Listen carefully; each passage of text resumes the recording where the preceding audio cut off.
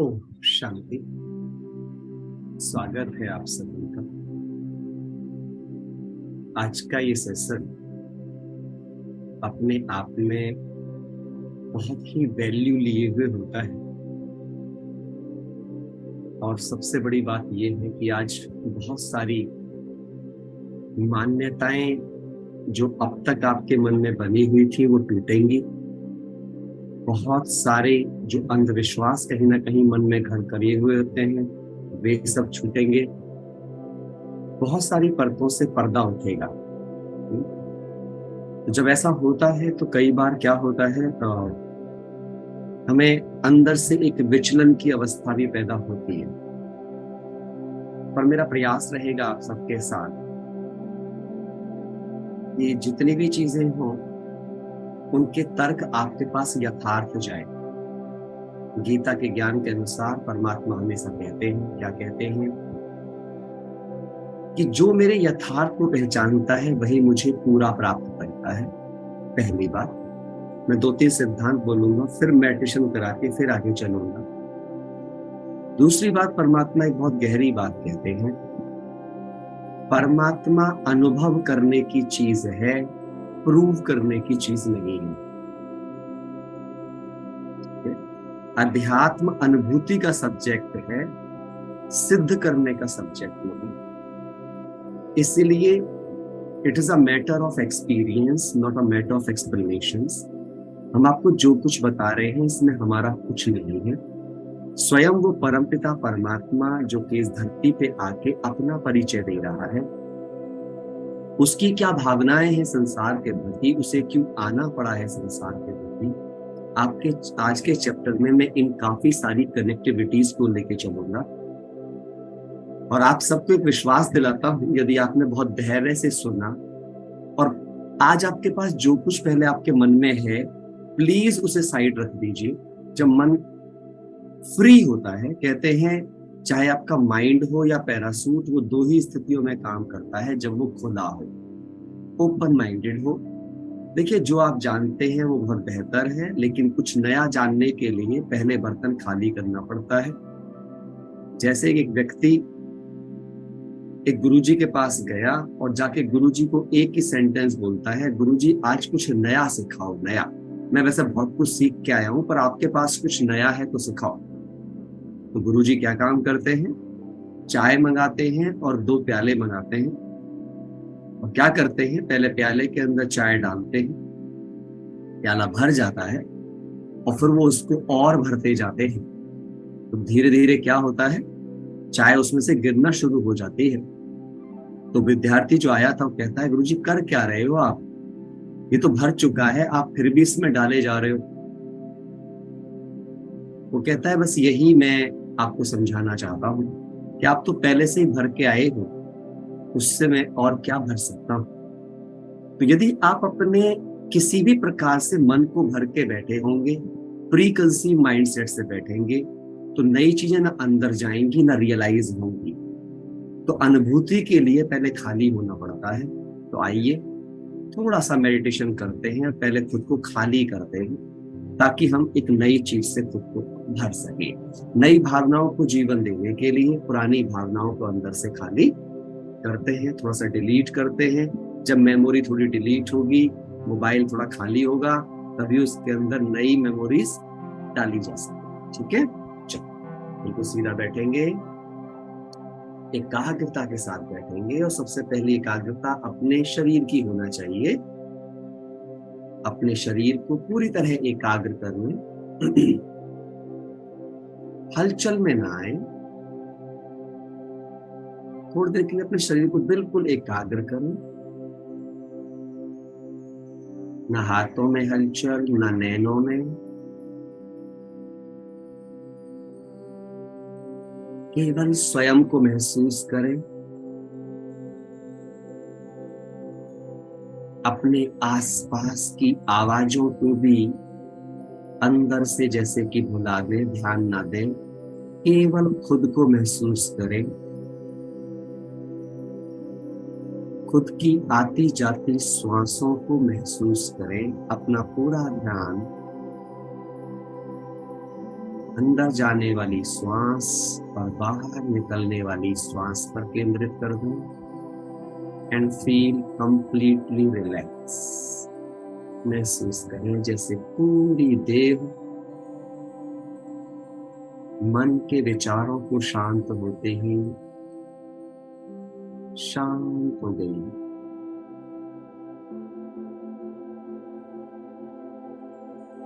इस गहन शांति को अपने मन की आंखों से देखते जाएं कि मेरे चारों तरफ का वातावरण एकदम शांत है। कहीं की कोई आवाज, कोई वस्तु, कोई व्यक्ति अब मेरे मन में नहीं। खाली करे मन को।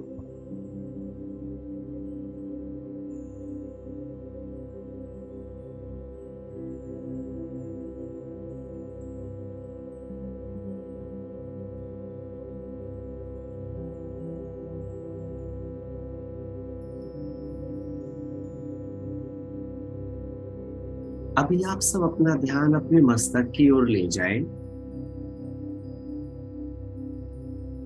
और अपने कमरे में जलती हुई लाइट को देखें आंखों से। लाइट के पॉइंट को देखें। वो एक स्थान पर है,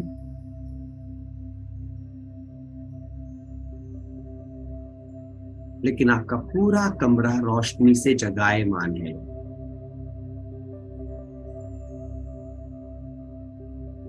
अब आप अपने अंदर जाएं। मस्तक में जलती हुई एक ज्योति को महसूस करें, जैसे एक दीपक जग रहा है आपके मस्तक के बीचों बीच, जहां हम तिलक लगाते हैं। एक जलती हुई लौ को महसूस करें और उससे फैलने वाले प्रकाश की किरणों को अपनी हर सेल में एक ऊर्जा के रूप में महसूस करें, जैसे हर सेल में ऊर्जा प्रवाहित हो रही है, जीवन प्रवाहित हो रहा है।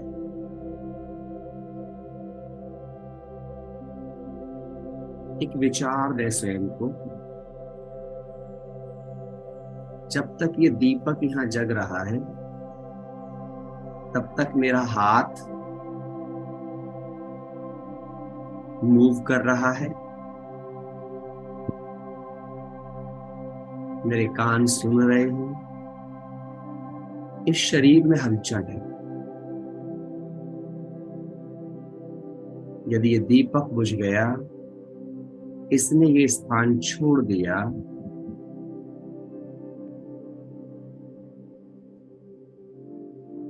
तो इस शरीर के किसी भी अंग में जीवन नहीं रहेगा। कॉन्शियसली इस बात को अंदर ही अंदर खुद को स्वीकार कराएं, गहराई से।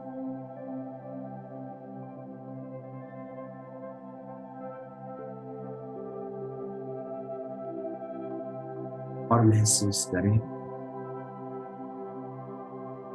कि इस सुंदर चिंतन से मैं आत्मा निडर, साहसी, समाधान स्वरूप बन गई, क्योंकि मैं अनंत हूं।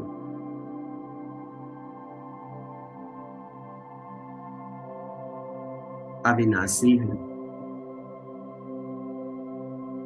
अजर हूं, कभी बूढ़ी नहीं होती, कभी बीमार नहीं होती।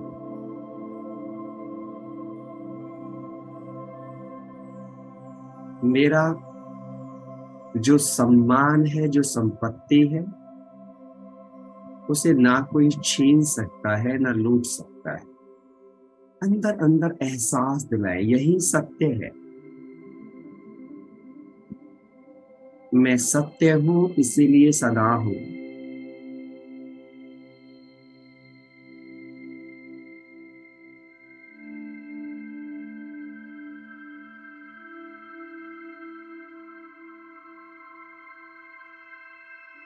अब महसूस करें कि परमात्मा की छत्र छाया के नीचे हुई ऊपर से आती एक लाइट को अपने ऊपर महसूस करें,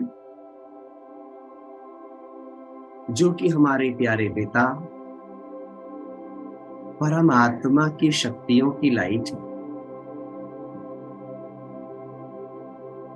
उसे अपने मस्तक पर पड़ता हुआ देखें, और जैसे वो लाइट पड़ती जा रही है, मैं आत्मा स्वस्थ हो रही हूं, निर्मल हो रही हूं, निश्चिंत हो रही हूं, सभी सुखों से भरपूर हो रही हूं, परमानंद का अनुभव कर रही हूं। संपूर्ण सुरक्षा अनुभव कर रही हूं, स्वीकार करना।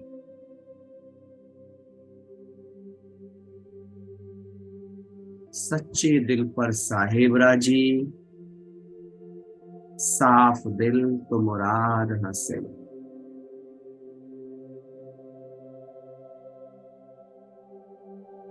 मैं इंद्रियों से परे अतीन्द्रिय सुख का अनुभव कर रही हूं।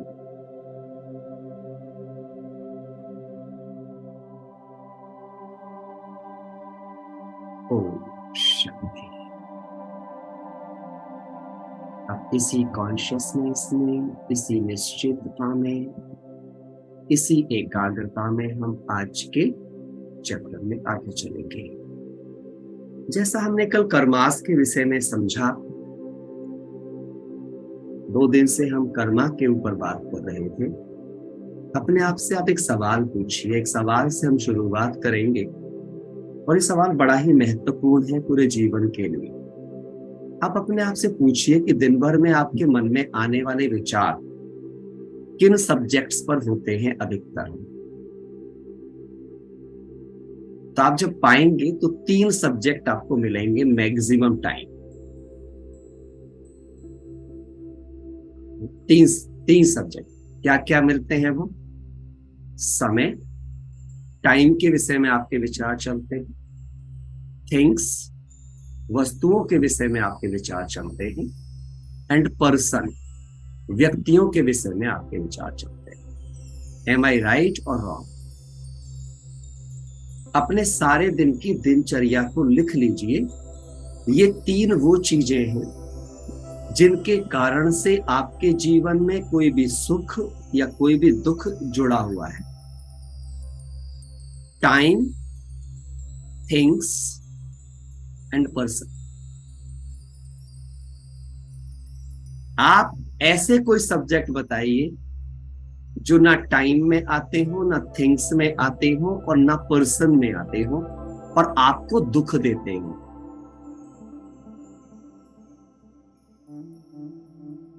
बहुत गहरी बात, ये रियलाइज करने की बात है, क्योंकि आज आप काल चक्र समझने वाले हो। टाइम लिख लीजिए, बड़ी ब्यूटीफुल चीज है, सब अपने पास में। आपको सोचना है ये बात। अगर आप सचमुच में अनुभूति समझना चाहते हो, खुद से बात करना चाहते हो, चिंतन करना चाहते हो, प्यारे भाई बहनों, रियलाइज करना चाहते हो, एक सेल्फ रियलाइज जो व्यक्तित्व बनना चाहते हो, अपने जीवन को अनुभव करना चाहते हो, अपने जीवन के महत्व को समझना चाहते हो, 3 चीजों के अलावा मुझे सब्जेक्ट बताइए जिसके ऊपर आप सोचते हो और वो आपको दुख देता हो। टाइम अर्थात समय, थिंग्स अर्थात वस्तुएं, पर्सन अर्थात व्यक्ति। अपने सारे दिन की सोच, अपने सारे दिन की भावनाओं का अकाउंट लिख लीजिए। इन 3 के अलावा कहीं जाता है आपका अकाउंट जो दुख देते हैं?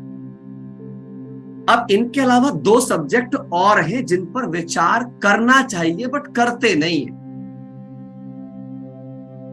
एक मैं कौन, एक मेरा कौन, अर्थात आत्मा और परमात्मा। इसलिए आप याद कीजिए मैंने क्वेश्चन क्या दिया आपको रियलाइज करने के लिए, कि इन 3 के अलावा आप कोई भी सब्जेक्ट बताइए जिसका आपको दुख होता हो।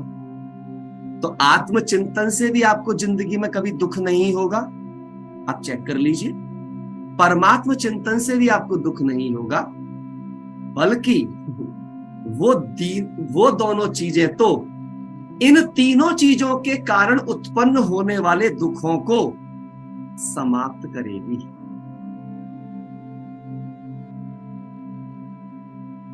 अभी जो पूछ रहे हैं नेगेटिव इमोशंस को क्लियर करिए, तो एक बात याद रखिए, दो मैं पहले भी बता चुका हूं वैसे आपको, एक शब्द होता है इमोशंस, एक शब्द होता है फीलिंग। इमोशन की अगर डिक्शनरी मीनिंग आप जाके देखोगे तो वो होता है एजिटेशन इन थॉट्स, विचारों की उत्तेजना को ही इमोशन कहा जाता है। इमोशन, एनर्जी इन मोशन, भावनात्मक असंतुलन, एग्रेसिवनेस, अर्थात विदाउट अंडरस्टैंडिंग किए गए भाव।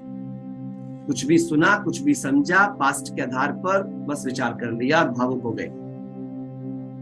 लेकिन दूसरा शब्द इमोशन के लिए इस्तेमाल किया था फीलिंग। फीलिंग का अर्थ होता है एहसास, महसूसता, और उसका डिक्शनरी मीनिंग देखोगे आप तो मतलब होता है परसेप्शन बाय टच, अर्थात कहते हैं जस्ट टू फील इट, महसूस कीजिए। अर्थात when your emotions backed by understanding they convert into feeling. तभी कहते हैं सोच समझकर किए गए एहसास महसूसताएं बन जाती हैं, रियलाइजेशंस बन जाते हैं। Do you understand clearly? अब वो क्लियर हो रही है मेरी बात? अब तक पहुंची? सो ब्यूटीफुल चीज है। So emotions are generally negative, but emotional intelligence convert your emotions into feeling. जब आप भावनात्मक विद्वता हासिल कर लेते हैं तब आप अपनी उत्पन्न होने वाली उत्तेजनाओं और भावनाओं को अंडरस्टैंडिंग अर्थात समझ का पहरा बिठाकर महसूसता में कन्वर्ट कर एक सुंदर सुखद जीवन का आनंद उठाते हैं। वेरी ब्यूटीफुल चीज है। जब आप ये सोचोगे ना तो भी आपको बहुत अच्छा फील होना स्टार्ट हो जाएगा। अभी इसको थोड़ा सा क्लियर भी करूंगा क्योंकि आज बहुत सारी बातें ऐसी कनेक्टिविटी में हैं। टाइम से कैसे दुख होता है। पास्ट के बारे में सोचते हो तो क्या होता है, अगर पास्ट में कुछ ऐसी घटनाएं हो जाती है जो आपको पसंद ना हो तो वो दुख देती है। फ्यूचर वैसा बनता दिखाई नहीं दे रहा होता है तो दुख होता है। टाइम पहले वेस्ट कर लेते हैं तो वेस्ट करके दुखी होते हैं। बहुत सारे टाइम के तो इतने दुख हैं कि मैं गिनवाऊंगा तो आप थक जाओगे, वो सेशन हो जाएगा पूरा टाइम के दुखों के कारण से। Actually time management is a wrong subject. Time management is a wrong subject. कभी भी आप टाइम को मैनेज नहीं कर सकते हो बिकॉज टाइम सेल्फली मैनेज्ड है। वो 24 ही घंटे रहेगा, ना अमीर के लिए 25 घंटे हो सकता है और ना गरीब के लिए 23 घंटे। वो सेल्फली मैनेज्ड है, उसे कोई मैनेज नहीं कर सकता। तो मैनेज क्या कर सकते हैं? दो चीजें लिख लो, एक्टिविटी मैनेजमेंट और अटेंशन मैनेजमेंट। आपका अटेंशन कहां जा रहा है, आपका ध्यान कहां जा रहा है, आप किस चीज पर फोकस कर रहे हो, आप उसी एक्टिविटी को परफॉर्म करोगे। सो जो व्यक्ति अपने अटेंशन और एक्टिविटी का मैनेजमेंट कर लेता है उसका समय सफल हो जाता है, और जो अपने अटेंशन और एक्टिविटीज को प्रायोरिटाइज नहीं कर पाता और उनको राइटली अंडरस्टैंड नहीं कर पाता, वो उस व्यक्ति का टाइम असफल हो जाता है। कुछ लोग सेमिनार करने जाते हैं टाइम मैनेजमेंट के ऊपर, सबसे टाइम वेस्ट सेमिनार है वे, जो टाइम मैनेजमेंट सेमिनार्स। क्यों?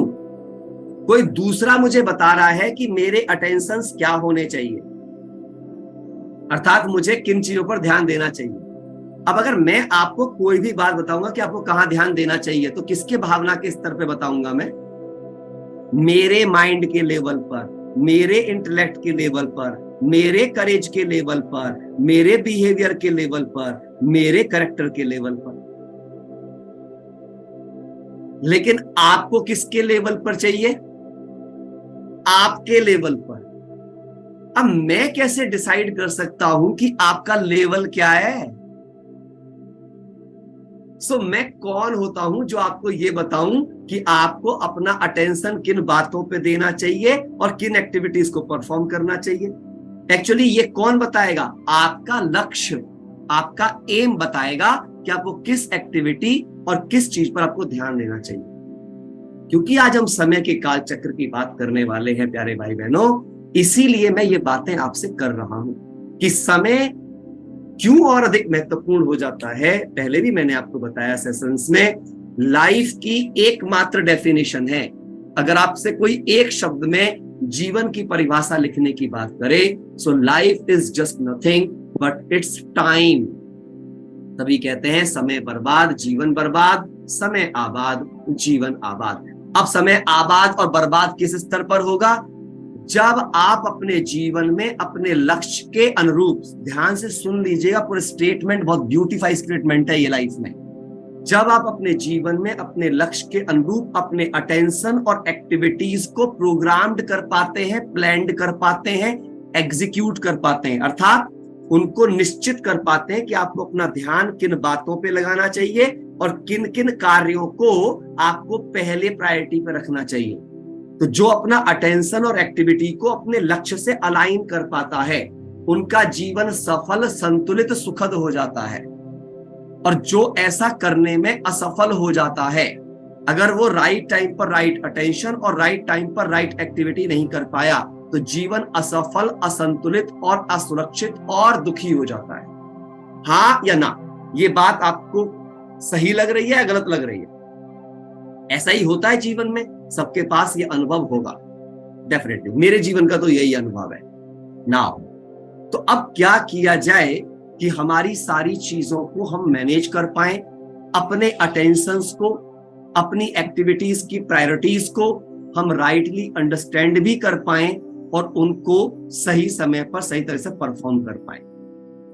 तो सारी बातें सुनने के लिए मैं बीच में बात फिर बोलूंगा कि बहुत सारे लोग सिर्फ वीडियो कैमरा ऑफ करके जो बैठे हैं और नए हैं, नहीं बैठना चाहिए, है ना। उनको अगर बैठना चाहिए तो पूरे अनुशासन से बैठना चाहिए। यदि आप सचमुच कुछ सीखने आए हैं, so give your 100% submission to the thing, तभी वो चीज आपको देगी।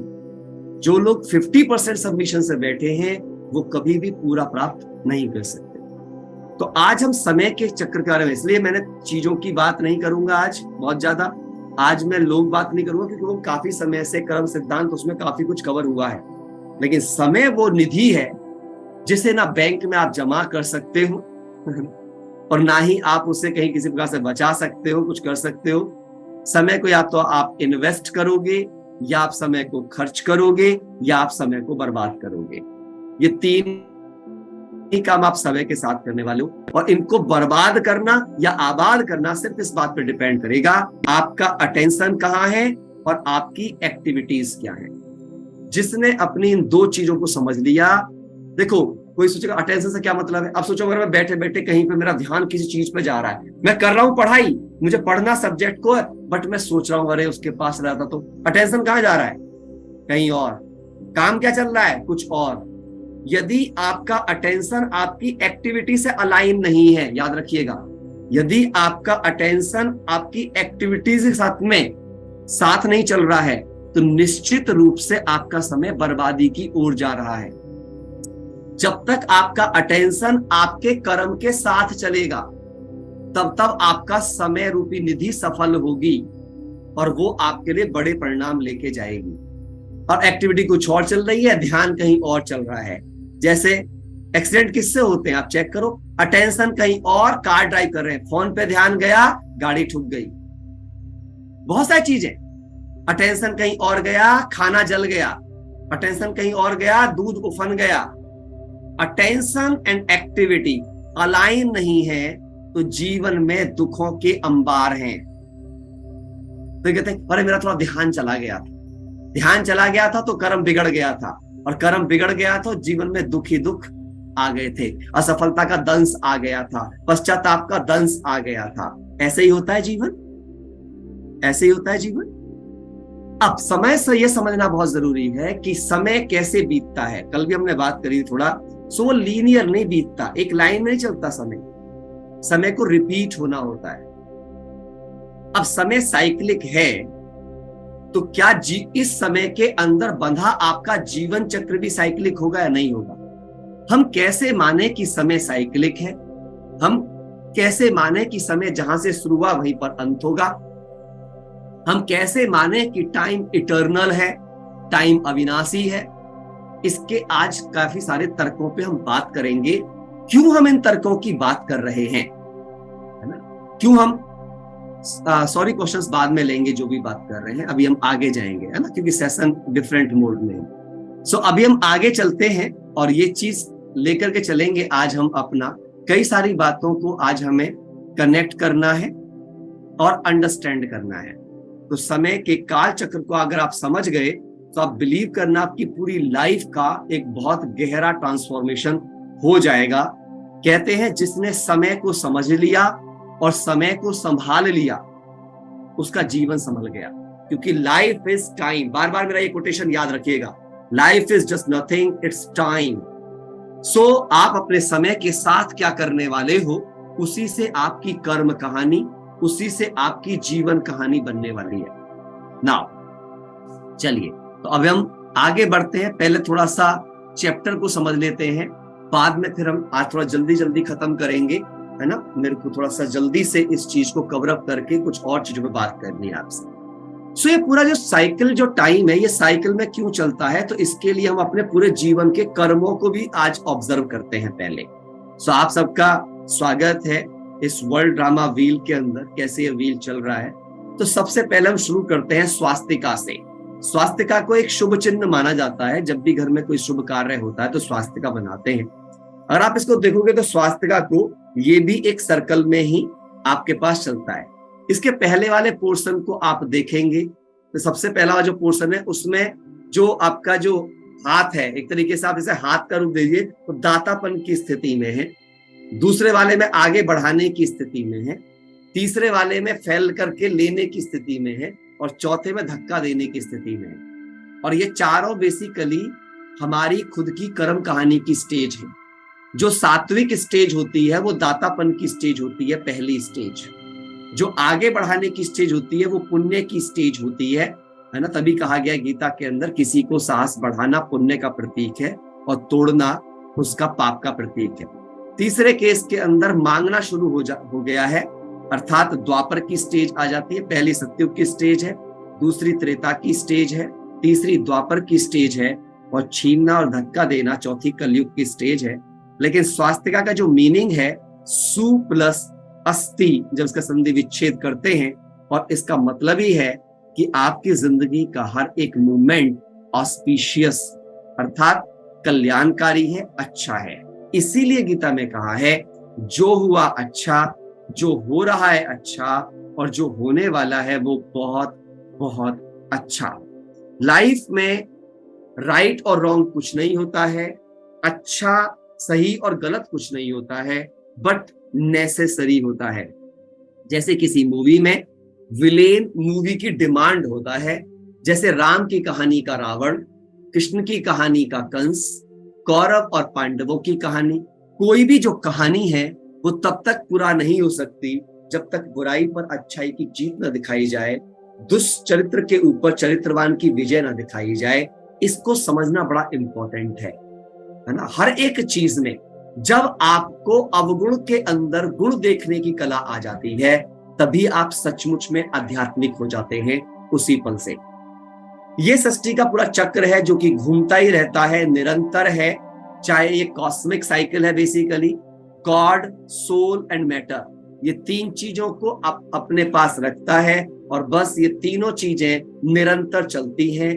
गॉड भी अविनाशी सत्ता है, इटर्नल है, सोल भी इटर्नल है और प्रकृति के पांचों तत्व भी इटर्नल हैं। ये समय जो इन तीनों को अपने साथ लेकर चलता है, ये समय भी अविनाशी है। और इसीलिए आप कभी भी नहीं बता सकते कि दिन कब बना या रात कब बनी।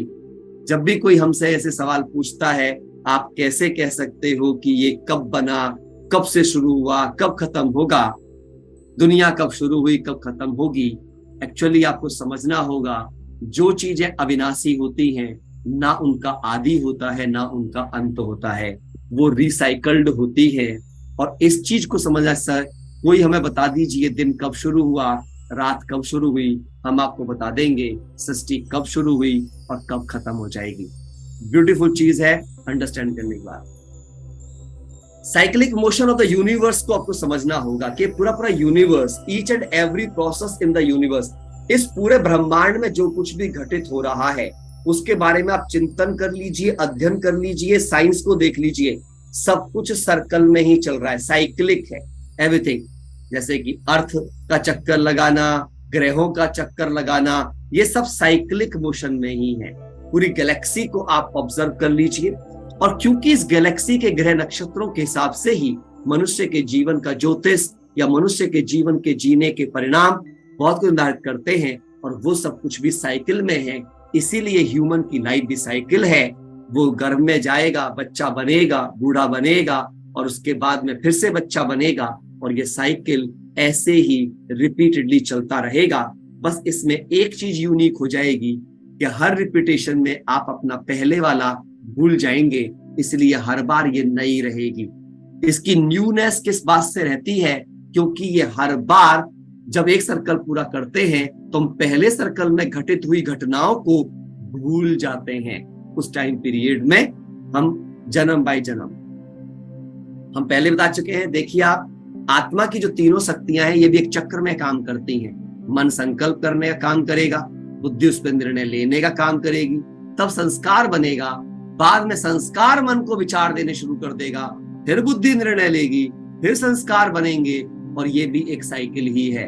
अर्थात मन के अंदर भी एक साइकिल है। तभी हम कहते हैं भाई मेरा तो चक्कर बना हुआ है, बुद्धि का चक्कर बना हुआ है, मन का चक्कर बना हुआ है, समझ ही नहीं आ रहा है कि क्या हो रहा है, सब गोल गोल ही घूम रहा है, ऐसा बोलते हैं बातचीत में। ये भी मैं आपको पहले बता चुका हूं। आज का जो चैप्टर है ये आपका काफी कुछ रिवीजन भी कराएगा पास्ट का। एक और चीज हमने आपसे पूछी थी कि जीवन में मन और शरीर में से ज्यादा महत्वपूर्ण क्या है, तो आप सभी ने बताया था माइंड और इंटेलेक्ट ये सबसे ज्यादा महत्वपूर्ण है, क्योंकि आपकी इज्जत, आपका जीवन, सब कुछ उसी के कारण ज्यादा महत्वपूर्ण बना है। इवन देन अपने शरीर की केयर, अपने जीवन की केयर, अपने कैरियर की केयर, अपने संबंधों की केयर, आप किसी भी चीज की समझ, हर चीज आप अपने माइंड और इंटेलेक्ट से ही करते हैं। परंतु ध्यान किसका रखते हैं? प्रॉब्लम है, ध्यान हम बॉडी का रखते हैं, है ना। और ध्यान रखना किसका चाहिए था? माइंड और इंटेलेक्ट का। तो कैसे ध्यान रखें? हम सब कह तो देते हैं भाग्य बनता है कर्मों से, और कर्म बनते हैं किससे? तो कर्म बनते हैं जानकारियों से। मैं फिर रिवीजन करा रहा हूं शॉर्ट में, ताकि आपको ये समझ आ जाए कि भाग्य भी एक सर्कल में चलता है। जब तक जानकारी नहीं आएगी जीवन में, तब तक विचार भी नहीं आएंगे जीवन में, और जब तक विचार नहीं आएंगे जीवन में, तब तक भावनाएं नहीं बनेंगी जीवन में, क्योंकि विचारों से भावनाएं बनेंगी आपकी, है ना। तो भावनाएं जैसी बनेंगी वैसे ही कर्म कर पाएंगे आप। सुख की भावना सुख का कर्म, दुख की भावना दुख का कर्म, अच्छी भावना अच्छा कर्म, बुरी भावना बुरा कर्म। आप चेक कर लीजिए, यही सत्य है। जो बातें आज हम आपके सामने बोल रहे हैं, इन बातों को जरा अंतर मन में प्री कंसीव थॉट को छोड़ दीजिएगा। थोड़ी देर इस चैप्टर में ऐसे सोचिएगा, आप कुछ सुन रहे हो, बस उसको अनुभव करके रियलाइज करने की कोशिश करिएगा और राइट तर्क देने की कोशिश करिएगा, तो आपको जवाब मिल जाएंगे। जैसे कर्म हम करते चले जाते हैं, कर्मों का जो रिपीटेशन चक्र होता है वो मेरी आदतों का निर्माण करता है। मेरे आदतें जब रिपीट होती हैं तो वो मेरे व्यवहार का निर्माण करती है। रिपीटेशन, आपको ये वर्ड बार बार सुनने के लिए मिलेगा, रिपीटेशन। रिपीटेशन मीन्स ये सर्कल, बार बार उसी को परफॉर्म करना। सर्कल ही खुद को रिपीट इटसेल्फ करता है, जहां से चलता है वहां पे जाता है। मैथमेटिकल लैंग्वेज में भी करेक्टर बनता है व्यवहार से आपका, और जैसा व्यवहार होता है वैसा ही व्यक्तित्व बनता है, पर्सनैलिटी बनती है, अर्थात एबिलिटी ऑफ अ पर्सन। और ये सब मिलकर के आपके भाग्य के निर्माता बन जाते हैं। अब सोचिए, अगर जानकारी अच्छी जाएंगी तो विचार अच्छे, भावनाएं अच्छी, कर्म अच्छे, आदत अच्छी, व्यवहार अच्छा, चरित्र अच्छा, व्यक्तित्व अच्छा और भाग्य अच्छा। लेकिन यदि जानकारी रूपी बीज गंदा बो दिया, आंखों से गंदा देखा, कानों से गंदा सुना, गंदा लिटरेचर पढ़ा और गंदी संगत करी, तो सोच लीजिए फिर पूरी साइकिल ही आपकी गंदी हो जाएगी। इसको अंडरस्टैंड करना बहुत इंपॉर्टेंट है। अब बात करते हैं, आज संबंध भी साइकिल में चलते हैं, इसीलिए कहते हैं संबंधों का चक्र, साइकिल ऑफ रिलेशनशिप। कहते हैं जी संबंध भी एक चक्र की तरह है। कहते हैं या नहीं कहते? हाथ हिला के बताइए जो भी इस बात को मानते हैं, है ना। वीडियो जिनके ऑन है, संबंधों को चक्र कहा गया नहीं कहा गया, है ना। संबंधों का भी चक्रव्यूह है, बल्कि चक्रव्यूह बोल देते हैं लोग, है ना। लाइफ को भी साइकिल बोला गया, लाइफ इज अ साइकिल। जीवन चक्र, काल चक्र, ये सब चक्र हैं, राउंड है, साइकिल में है।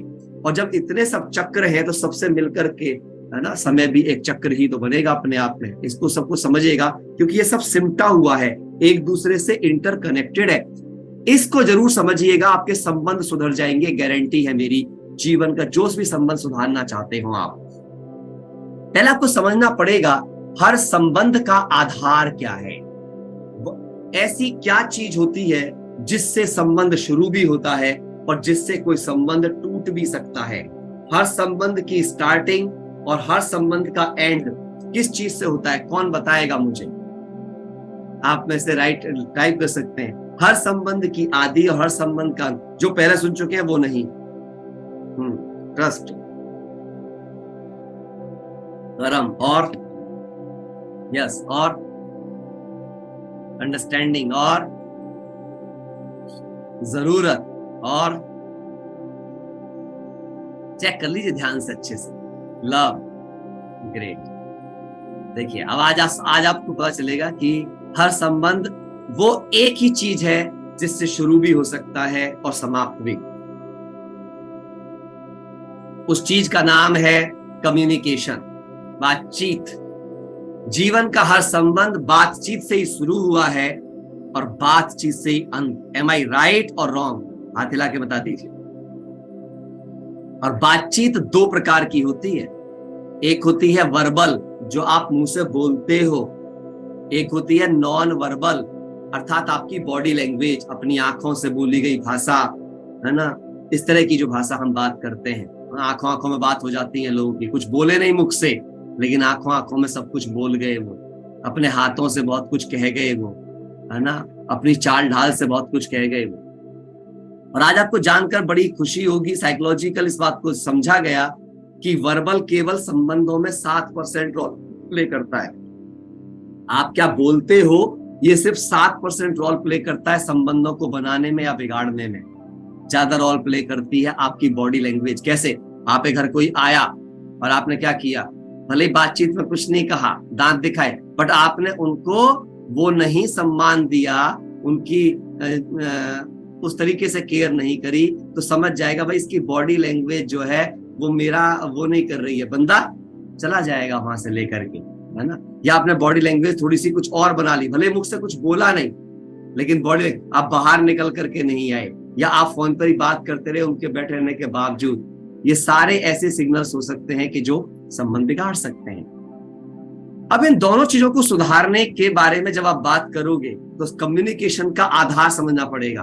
आपकी बातचीत का आधार क्या होता है? आपकी भावनाएं। जैसे भाव वैसी बातचीत। आप चेक कर लीजिए, अगर आप गुस्से के भाव से भरे हुए हैं तो आपके मुंह से अंगारे निकलेंगे, और आप किसी के प्रति बहुत प्रेम के भाव से भरे हुए हैं तो आपके मुंह से शहद टपकेगा। सो आपकी बातचीत का आधार क्या होती है? आपकी भावनाएं, फीलिंग्स। अब ये फीलिंग आपकी स्क्रिप्टेड है या नॉन स्क्रिप्टेड, ये चेक करिए। मैंने आपको सिखाया था मेडिटेशन स्क्रिप्टेड, यही करता हूं मैं रोज अपनी भावनाओं को वो लिख देता हूं जैसा मुझे सबके साथ जीवन में बातचीत करनी है।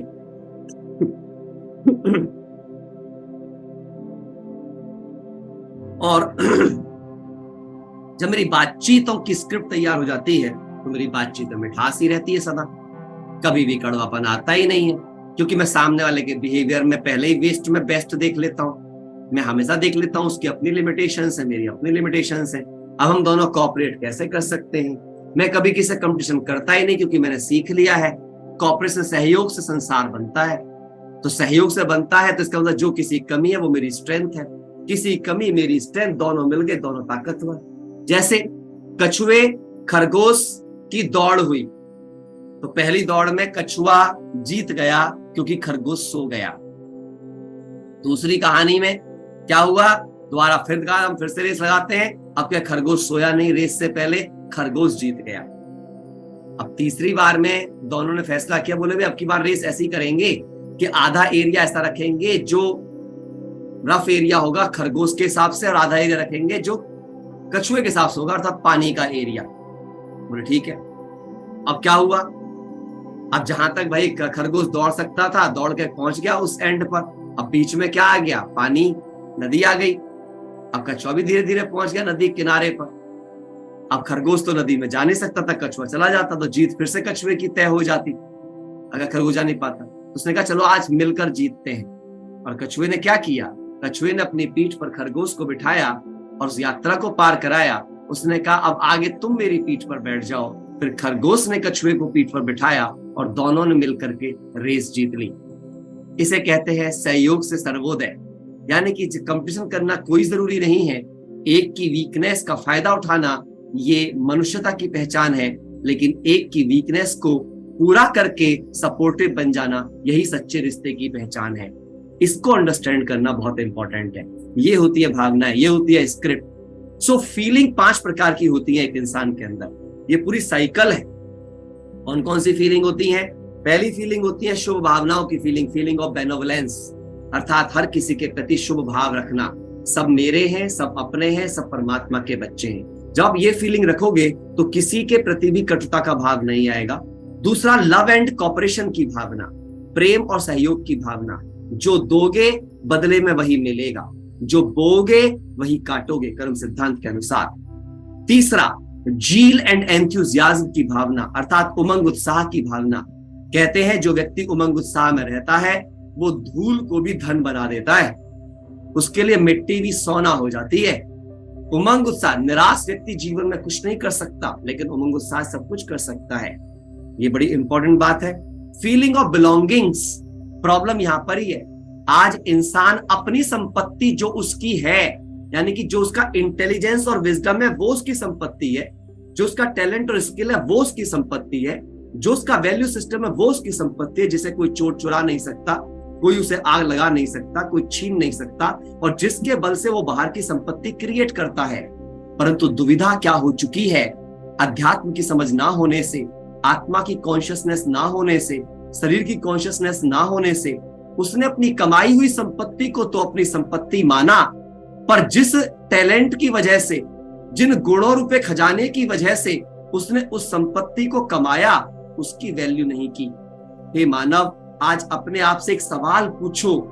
आप सब भाई बहनों को मैं बोलूंगा, अपनी अंतरात्मा से बात करो। जब आप जीरो अनुभव वाले थे, वहां से आप उतने सफल बन गए। आज सपोज करिए आपका सब कुछ बाहर का दिखने वाला खत्म भी हो गया हो, तो क्या आपका टैलेंट, क्या आपका एक्सपीरियंस, क्या आपका साहस कोई छीन सकता है? लेकिन अगर आपने खुद के साहस को, खुद के टैलेंट पे भरोसा ना करके निराशा में बदल लिया, तो फिर क्या होगा? अपने खजाने को अपने हाथों से आपने दफन कर दिया। ये अंडरस्टैंड करने की बात है। तो बिलोंगिंग का मतलब है मेरी संपत्ति वो नहीं जो दिख रही है, मेरी संपत्ति वो है जिसने वो दिखने वाली संपत्ति बनाई है। और इसी के लिए जानना जरूरी है फीलिंग ऑफ सेल्फ।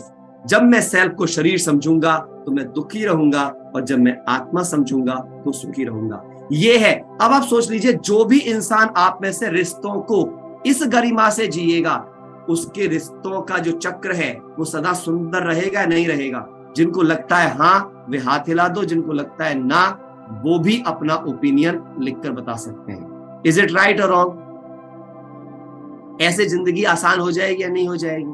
है ना? ये अंडरस्टैंड करना। नाउ हमने आपको बता दिया कि इसके लिए इफेक्ट ऑफ कॉन्शियसनेस, जो सेल्फ की बात है, वो कितनी इंपॉर्टेंट है, ये मैं पहले बता चुका हूं, जल्दी चलूंगा।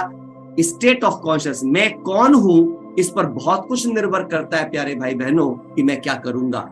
मैं इंजीनियर हूं तो इंजीनियर का काम करूंगा, मैं डॉक्टर हूं तो डॉक्टर का काम करूंगा, मैं प्रोफेसर का काम करूंगा, मैं माँ हूं तो माँ जैसे काम, पिता हूं तो पिता जैसे काम, भाई हूं तो भाई जैसे। मैं कौन, ये कॉन्शियसनेस निर्भर करती है कि क्या बनेंगे आप जीवन में। बीइंग बिफोर डूइंग, पहले बनना होता है फिर करना होता है। लोग डूइंग कॉन्शियस हो गए बजाय बीइंग कॉन्शियस होने के। तो आई एम जैसी कॉन्शियसनेस होगी, वैसा ही आपका मेंटल और इमोशनल स्टेट बनेगी, फिर आप उसी तरह के विचार चलेंगे, फिर उसी तरह का आपका एटीट्यूड बन जाएगा, आप खुद की पोजीशन वैसी देखेंगे, वैसा ही आपका दृष्टिकोण, दृष्टि बन जाएगी पूरा, वैसे ही आप फिर कर्म करेंगे। मैं कौन, जो भी आप अपने को समझ लेंगे, आपके सारी चीजें उसी का पीछा करेंगी। एक मैं कौन को बदल दो, सब कुछ बदल जाएगा। इसीलिए कहते हैं मैं कौन में सोचो, मैं आत्मा, अजर अमर अविनाशी, मोस्ट इंटेलिजेंट, मोस्ट एनर्जेटिक, इस शरीर को भी जीवन देने वाली, इस पूरे ब्रह्मांड में परमात्मा की सबसे शक्तिशाली शक्ति, मैं ज्ञान स्वरूप, पवित्र स्वरूप, प्रेम स्वरूप, शांत स्वरूप, आनंद स्वरूप, शक्ति स्वरूप। जब मैं ये सोच लूंगी तो सोच कर देखो क्या बन जाएगी लाइफ इज ब्यूटीफाइड। एंड फिर से जब मैं, मेरे जैसा मेरा संसार होगा, फिर से मेरी कॉन्शियसनेस वैसी बन जाएगी। जब आत्मीयता का संसार तो आत्मीयता की कॉन्शियसनेस, जब शारीरिकता का संसार तो शारीरिकता की कॉन्शियसनेस। आप चेक कर लीजिए भाई, ये भी एक साइकिल है। अब ह्यूमन लाइफ साइकिल की बात कर लो, पहले क्या है, गर्भ का बच्चा, फिर थोड़ा घुटमन वाला बच्चा, फिर चलने लगा, बड़ा हुआ, बूढ़ा हुआ, फिर मृत्यु हो जाएगी। तो ये भी आपको दिखाया जा चुका है कैसे आप बड़े होते हो, जीवन का चक्र, फिर से आप मृत्यु को प्राप्त करते हो, फिर से गर्भ में प्रवेश करते हो और फिर एक नया जीवन लेते हो। तो ये क्या है, एक चक्र है। तो जब ये सारी चीजें चक्र हैं तो समय कैसा होगा, जब ये सारी चीजें समय के बंधन में है तो समय भी तो चक्र ही होगा ना। ये अंडरस्टैंड करने के लिए हम आपको इतनी सब चीजें आ रहे हैं। ऐसे ही हर चीज साइकिल है, सुबह दोपहर शाम रात, फिर सुबह होगी। इसके बाद सीजन की बात कर लीजिए, है ना, विंटर सर्दी, स्प्रिंग समर, है ना, ऑटमन बसंत ऋतु, ये सब जो है सब क्या है, फिर से हमारे पास में चारों मौसम। चाइल्डहुड, है ना, आपका बचपन, फिर जवानी, फिर आपके पास फैमिली लाइफ, ओल्ड एज, फिर से बचपन, है ना, सतयुग त्रेता द्वापर कलयुग, फिर से सतयुग। ये सब क्या चल रहा है, चक्र चल रहा है। ये देख लीजिए सारे सीजन आते हैं, फिर वापस हम वहीं आ जाते हैं। तो जब समय भी चक्र में जा रहा है, ऋतुएं भी चक्र में जा रही है, एक्टिविटी चक्र में जा रही है, रिश्ता चक्रों में जा रहा है, जीवन एक चक्र है, तो समय एक पूरी तरीके से क्या बन गया। और आगे चल जाते हैं, साइंस में आ जाइए, कुछ साइंटिफिक माइंडसेट के भाई बहन बैठे होंगे, तो आप देखेंगे यहाँ पे लेकर के cyclic rotation of earth crust को आप देख लीजिए, कैसे कैसे करके वो साइक्लिक रोटेशन में ही चलती है, रिसाइक्लिंग प्रोसेस में चलती है। कार्बन साइकिल को आप देख लीजिए, वो भी एक साइकिल की फॉर्मेट में चलती है। आप डे एंड नाइट का साइकिल देख लीजिए, आप इलेक्ट्रिसिटी जो होता है एसी का डीसी में कन्वर्जन, ये भी एक आपका साइक्लिक प्रोसेस में चलता है। तो ये सब क्या है, दे ऑल आर साइक्लिक और they all bound in life. ये सब कुछ जीवन के अंदर ही बंधे हुए हैं।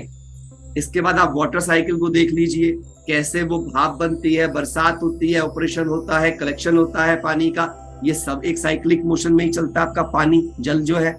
इसके बाद आप नाइट्रोजन साइकिल को देख लीजिए, कैसे वो वेस्ट बनता है और कैसे फिर से साइक्लिक होकर के उस पूरे प्रोसेस में कवरेज करता है अपने आप को।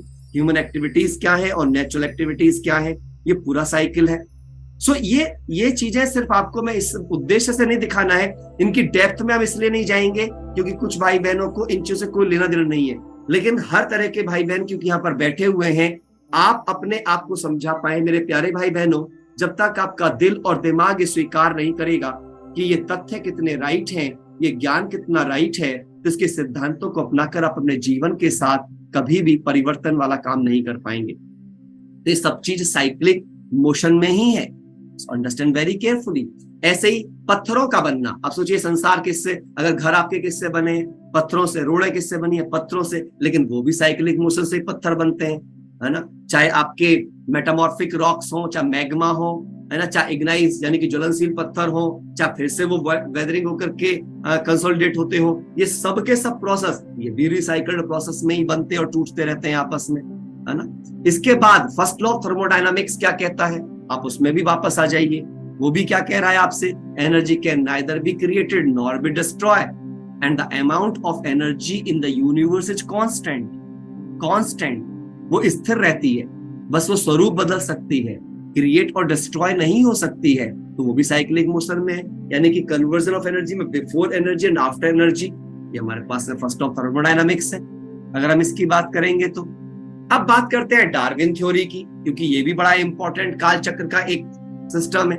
काल चक्र में ये माना लोगों ने क्या कहा, डार्विन थ्योरी से हम किससे आए हैं जी, बंदर से आए हैं। तो प्लीज प्यारे भाई बहनों, ये बिल्कुल डार्विन ने खुद ही अपनी किताब, है ना, के अंदर इस बात को मेंशन किया हुआ है ना। लव एंड लाइफ एक किताब है उनकी, उसके अंदर जो उन्होंने इस बात को मेंशन किया था, एक किताब है उनका लाइफ एंड लेटर, जिसके पेज नंबर 210 पर वो मेंशन करके गए लाइफ एंड लेटर के अंदर कि यस मेरी थ्योरी राइट नहीं है।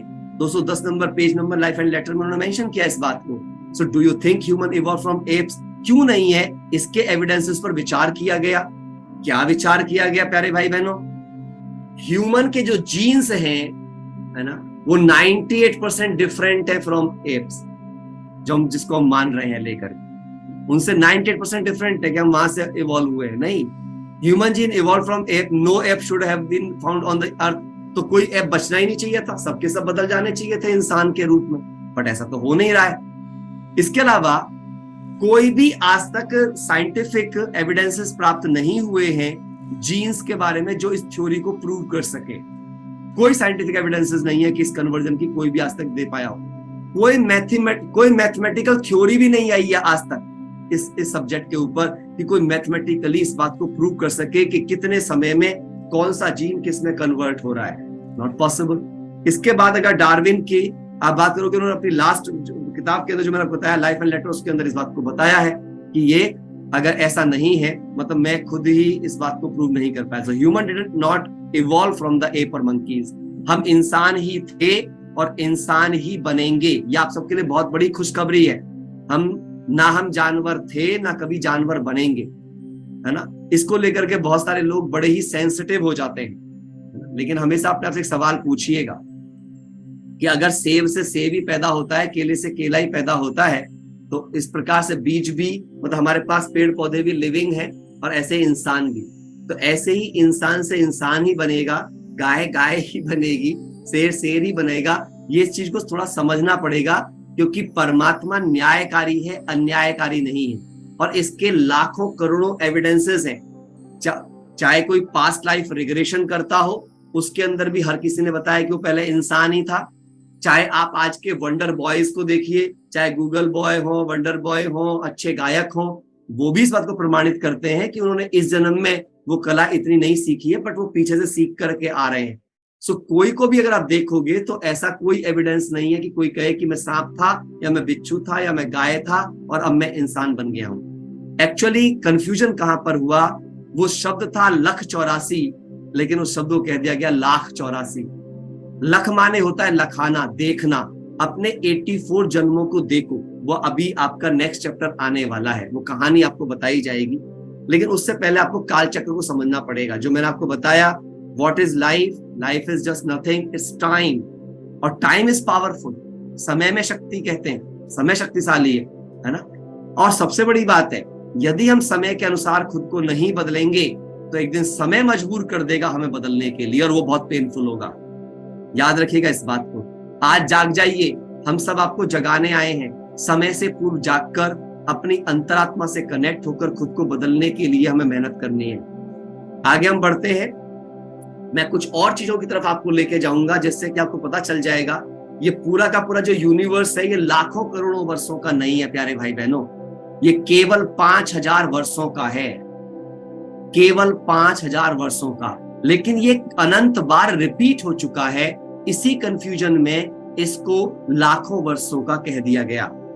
और इसके अगर जो भी इसके लिए सिस्टम दिए गए, कार्बन डेटिंग मेथड के थ्रू इसकी एज निकाली गई, लेकिन वो मेथड की बहुत सारी लिमिटेशंस हैं, जिसमें कार्बन डिके प्रोसेस की बात की जाती है और बहुत सारे प्रोसेस की बात की जाती है। अगर हम बात करें तो अब देखिए, कोई हमसे सवाल पूछता है जी 5,000 साल का ही क्यों है, लाखों का क्यों नहीं है, कलयुग के भी 40,000 वर्ष कैसे पड़े हैं, ऐसी सी बातें करते हैं। तो अब मैं आपसे सवाल पूछता हूं, 1 मिनट 60 सेकंड का ही क्यों है? उनसे पूछो, आपने क्यों मान लिया कि 60 सेकंड का ही होगा? 17 क्यों नहीं हो सकता? 65 क्यों नहीं हो सकता? 64 क्यों नहीं हो सकता? आज तक किसी ने सवाल नहीं पूछा इस बात को लेकर के। किसी ने आज तक ये सवाल नहीं पूछा 60 मिनट का ही 1 घंटा क्यों है? किसी ने आज तक सवाल नहीं पूछा कि 24 घंटे का 1 दिन क्यों है? पूछा आप में से किसी ने आज तक सवाल? सोचा कभी किसी ने? Not at all. कभी किसी ने पूछा कि भाई 365 दिन का ही 1 साल क्यों होता है, और कभी वो तो 366 दिन का हो जाता है, और हिंदू कैलेंडर से तो 354 दिन का हो जाता है, तो ये बाकी के 9 दिन कहां चले गए भाई? इन बातों पर कोई सवाल नहीं कहता, बस क्या कहते हैं जी, मान लिया। हम जब ये मान लिया तो 5,000 साल मानने के लिए तो बहुत सारे एविडेंसेस देने वाला हूं मैं अभी आपको। 5,000 साल के एविडेंसेस में सबसे पहले तो बता दूं ये सृष्टि चक्र कैसे घूमता है। तो 4 युगों के थ्रू 5 मतलब पूरे 5 युग होते हैं। पहला युग है सतयुग, दूसरा है त्रेता युग, तीसरा है द्वापर युग, चौथा है कलयुग, और 5वां छोटा सा युग होता है जिसे संगम युग कहते हैं, जिस पर परमपिता परमात्मा अवतरित होते हैं और आकर के हमें कलयुग से बदलकर सतयुग की ओर लेकर जाते हैं। ये कल्चर्स हैं, इनके बारे में भी मैं डिटेलिंग करूंगा थोड़ी सी आपको, लेकिन पहले आपको समझना है कि ये बराबर ही क्यों है, ये चारों युग बराबर ही क्यों हैं, ये कम ज्यादा क्यों नहीं हो सकते। मैं आपको बताना चाहूंगा इस बात को। सुख और दुख एक ही सिक्के के 2 पहलू कहे गए हैं। सो परमात्मा न्यायकारी कहा गया, अन्यायकारी नहीं, वो दोनों में बंटवारा नहीं कर सकता है। वैसे भी समय, आप मुझे बताइए, समय 24 घंटे होता है पर कितने प्रहर में बीतता है? वो 4 प्रहर में, और एक प्रहर को 6 घंटे कहा जाता है। 6 आवर का एक प्रहर है, 6 आवर। जब समय बराबर अंतराल में बीतता है तो आप मुझे बताइए, 24 घंटे से मिलकर एक दिन बना, एक दिन मिलकर सप्ताह बना, सप्ताहों से महीने बने, महीनों से साल, सालों से सैकड़ों साल, शताब्दियां, ये सब कुछ किससे बना? उससे। तो जब वो समय इक्वल इंटरवल्स में बीत रहा है, 12 घंटे दिन, 12 घंटे रात, एक तरीके से 12-12 घंटे का वो पोर्शन है हमारे पास, 6-6 घंटे के प्रहर हैं, तो आप मुझे बताइए, जब समय का आवर्तकाल समानता से बीत रहा है तो सतयुग, त्रेता, द्वापर, कलयुग अलग अलग वर्षों के कैसे हो सकते हैं? तो ये सत्य नहीं है। और ये किसने आके रिवील किया?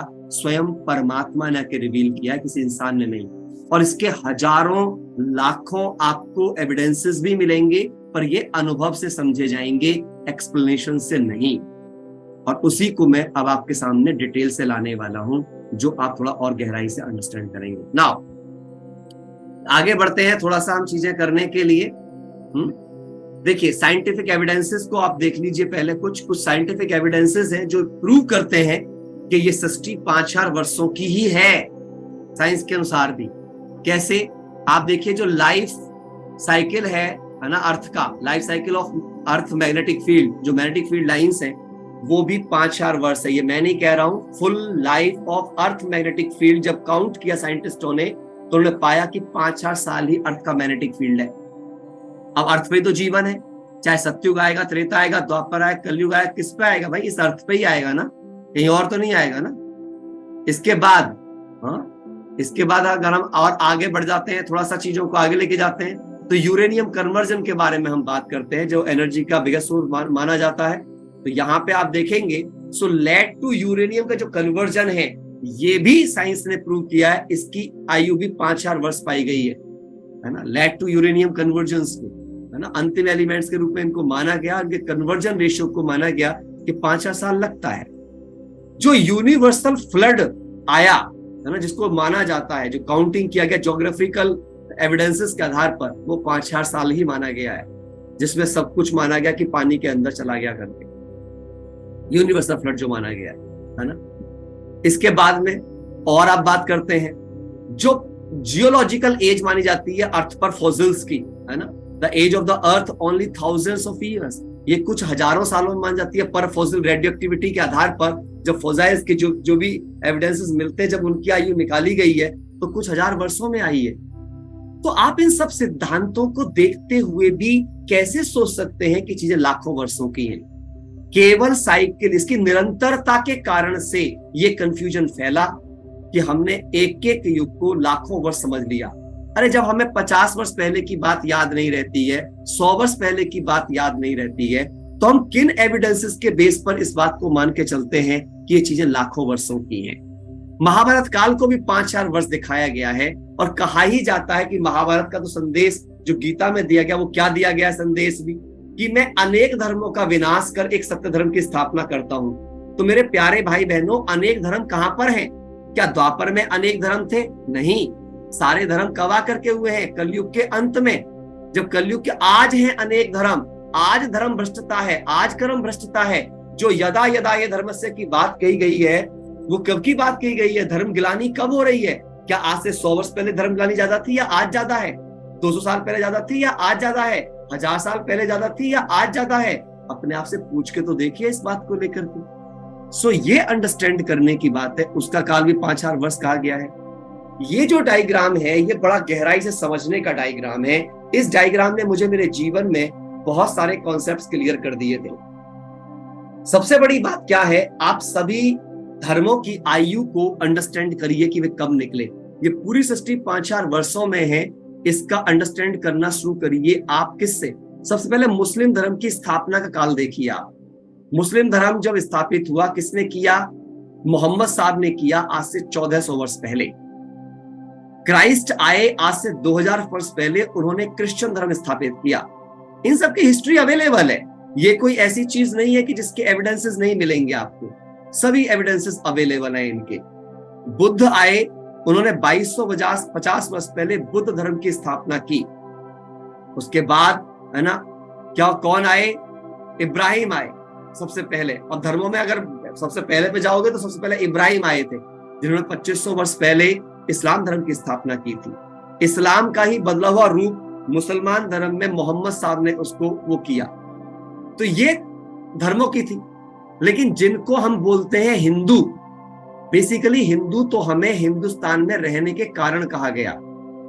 हम हिंदू धर्म से नहीं हैं। हिंदू धर्म को आप चेक करो, आजकल शब्द सही आने लगा है।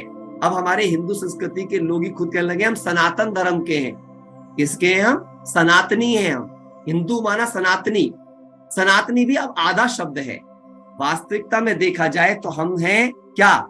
आदि सनातन देवी देवता धर्म के। तो हम हिंदू नहीं, हिंदू से हम कौन है? सनातन। सनातन के भी हम कौन है? आदि सनातन देवी देवता धर्म की आत्माएं हम। सो अंडरस्टैंड करना वेरी केयरफुली। तो हम तो देवता घराने के हैं। अब आप सोच देखिए, तो बाकी जितने भी धर्म स्थापित किए गए वो किसी व्यक्ति विशेष ने किए।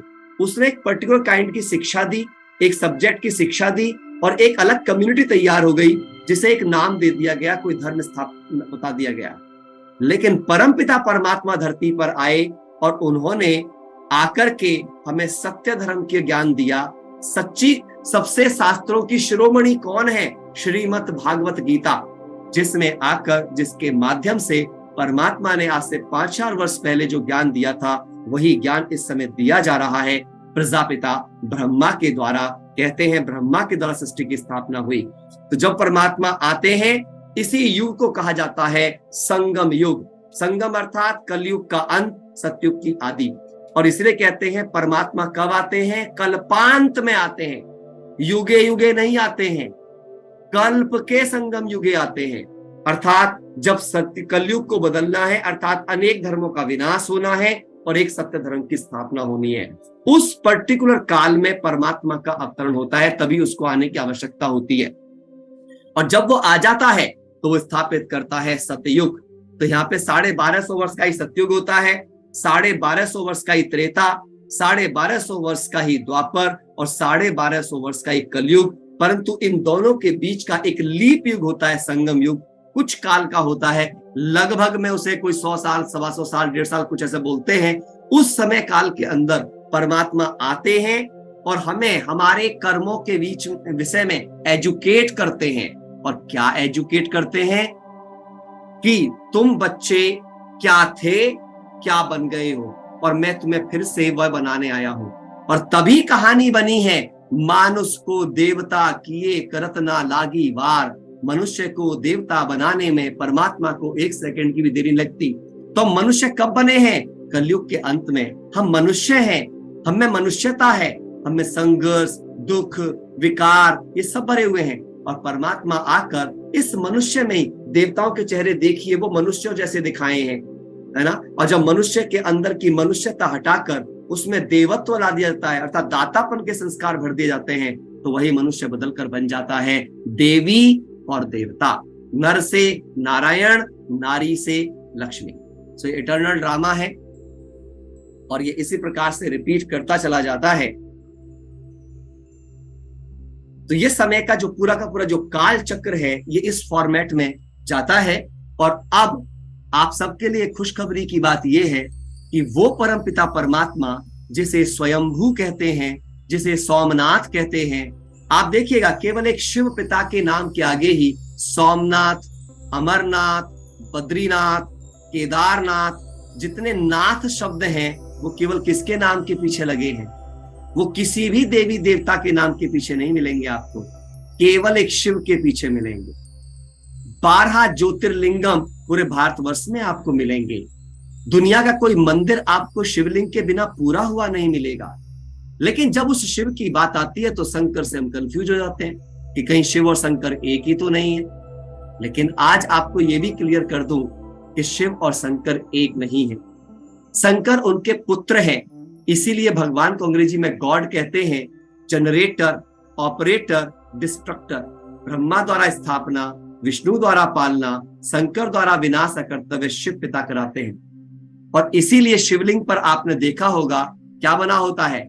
त्रिपुंड बना होता है, 3 लाइनें बनी होती हैं शिवलिंग के ऊपर, सबने देखी है? सबने देखी है 3 लाइनें बनी होती हैं। और शिवरात्रि के दिन भी 3 बेलपत्र के पत्ते एक ही जगह जुड़े हुए चढ़ाए जाते हैं। अगर शिव और शंकर एक होते तो प्यारे भाई बहनों, हम सदा शिवरात्रि ही क्यों कहते, शंकर रात्रि भी कह लिया करते। लेकिन क्या आप में से आज तक किसी ने शंकर रात्रि शब्द का प्रयोग किया? हमेशा ही ओम नमः शिवाय क्यों कहते हैं, कभी भी ओम नमः शंकराय क्यों नहीं कहते? और अगर शंकर जी ही परमपिता परमात्मा हैं, तो वो किसको याद कर रहे हैं? जब कहते हैं सबका मालिक एक, तो सबका मालिक एक हो सकते हैं क्या? क्या वो सर्वधर्म मान्य हो सकते हैं क्या? नहीं। लेकिन ज्योति बिंदु स्वरूप को हर धर्म ने माना, जो आपने परमात्मा के परिचय में पीछे सुन चुके हैं आप। बहुत ब्यूटीफुल बात है, इसकी अंडरस्टैंडिंग को जितना गहराई से आप समझ जाएंगे उतना बेहतर होगा ना। और मैं आपको बताता हूं, आप जो 3 बेलपत्र के पत्ते एक जगह जुड़े हुए चढ़ाए जाते हैं शिवरात्रि पर, वो ब्रह्मा विष्णु शंकर को शिव सहित हमारा श्रद्धा सुमन अर्पित होता है उनके कर्तव्यों के लिए। शंकर जी जो तपस्या कर रहे हैं, क्योंकि शंकर जी सदा तपस्या में लीन रहते हैं, इसीलिए उन्हें शिव का नाम मिल जाता है, क्योंकि वो सदा ही तपस्या में लीन है। इस बात के लिए उनको शंकर जी को शिव से मिला दिया। शंकर आकारी सूक्ष्म लोक निवासी देवता हैं, शिव निराकार परम निराकार है, परम धाम के निवासी है। और वो शिव पिता जिन्हें स्वयंभू कहा गया है, अब वो धरती पर आ चुके हैं। और जिन प्रजापिता ब्रह्मा की हमने आपको कहानी सुनाई, उन्हीं के माध्यम के द्वारा उन्होंने ये सारा ज्ञान सुनाया है। ये चित्र किसी मनुष्य के द्वारा बनाए गए नहीं है। जितनी भी आप स्लाइड्स या चित्र आप देख रहे हैं, ये स्वयं उस परमपिता परमात्मा ने आके सब कुछ रिवील किया है। अब वो ही अपने बारे में रिवील कर सकता है। जैसे एज ए प्रमोद कुमार, मैं ही मेरे बारे में, मेरा मन कैसे सोचता है, मेरी बुद्धि कैसे निर्णय लेती है, मेरे भाव क्या बनते हैं, मैं ही बता सकता हूं। मुझे जन्मदायिनी मेरी माँ भी नहीं बता सकती कि मैं एग्जैक्टली क्या हूं। एक इंसान जब दूसरे इंसान का परिचय नहीं दे सकता, तो दुनिया का कोई भी इंसान भगवान की भावनाओं का परिचय दे कैसे सकता था? इसी के लिए परमपिता परमात्मा को धरती पर आना पड़ता है और आकर स्वयं का संपूर्ण परिचय देना पड़ता है। इसीलिए उसका एक नाम है स्वयंभू, जो स्वयं भू पर आकर अपना परिचय देकर, हमें हमारा परिचय देकर, समानता के भाव लाकर, एकता स्थापित करके सत्युगी दुनिया को ले आता है। सारे कॉन्सेप्ट्स को ठीक कर देता है, जो कॉन्सेप्ट्स हमारे मिस कॉन्सेप्ट्स हो गए हैं। ठीक है,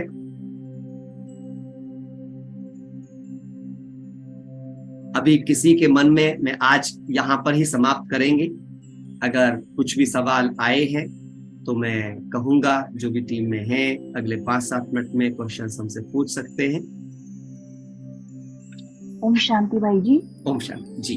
जी, एक अनाउंसमेंट है क्वेश्चन लेने से पहले। जैसे कि आपको कल भी बताया था और आज भी आपको हमने ग्रुप में मैसेज शेयर किया था, जो भी हमारे साथ पहली बार जूम के माध्यम से ये राजयोगा मेडिटेशन कोर्स कर रहे हैं, तो उनको हमने गूगल फॉर्म सेंड किया है।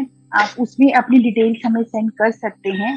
और जो भी गूगल फॉर्म फिल करने के लिए कंफर्टेबल नहीं है, उनको नहीं आ रहा, तो हमने आपको एक व्हाट्सएप नंबर भी दिया है, उस पर आप अपनी डिटेल्स हमें सेंड कर सकते हैं, ताकि हम आपको एनरोल कर सकें और आगे भविष्य में होने वाली कोई भी जानकारी हम आपको दे सकें। तो जो भी पहली बार अटेंड कर रहे हैं, कृपया ध्यान दें, क्योंकि जो ऑलरेडी पहले कर चुके हैं उनका रिकॉर्ड हमारे पास है, लेकिन जो फर्स्ट टाइम कर रहे हैं सिर्फ वो ही अपना डाटा हमें फिल करके भेजें, ताकि हम आपको ट्रैक करके आपको आगे की जानकारी दे सकें। Thank you. ओम शांति। ओम शांति। ओम शांति। ओम शांति जी। भाई जी, जो क्वेश्चन आए हैं उसमें पहला है कि अटेंशन को एक्टिविटी के साथ अलाइन कैसे करना है? अभ्यास से, रिवीजन और अभ्यास, और अपने एम को रियलाइज करना। आपके लिए आपका एम कितना महत्वपूर्ण है।